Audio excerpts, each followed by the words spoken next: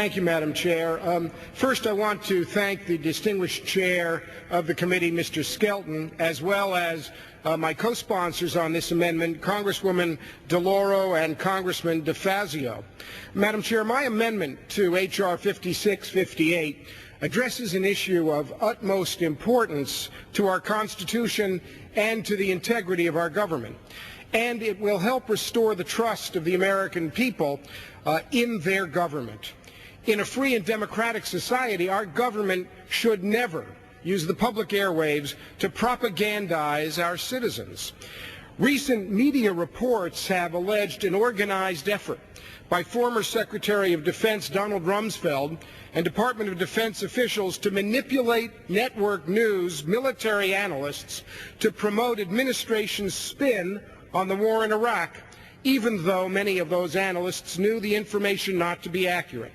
Internal Pentagon documents obtained by the New York Times refer to these military analysts as, quote, message force multipliers, surrogates who can be counted on to deliver administration themes and messages to millions of Americans in the form of their own opinions, unquote. In fact, one analyst apparently referred to the efforts by the Pentagon as brainwashing.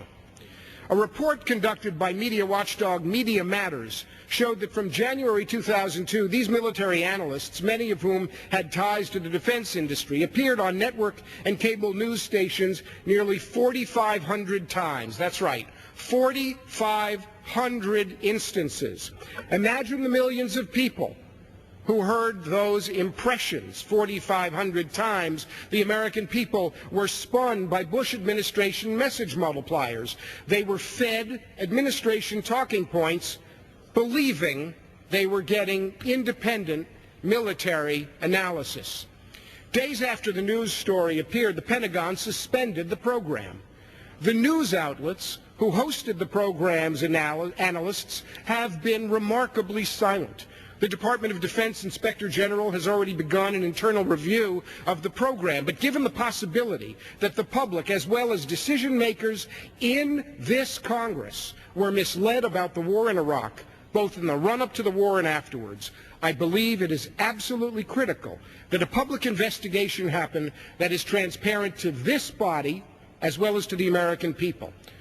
Congress cannot allow an administration to manipulate the public with false propaganda on matters of war and our national security. My amendment will ensure that no money authorized in this act will be used for any domestic propaganda program within the United States aimed at United States citizens.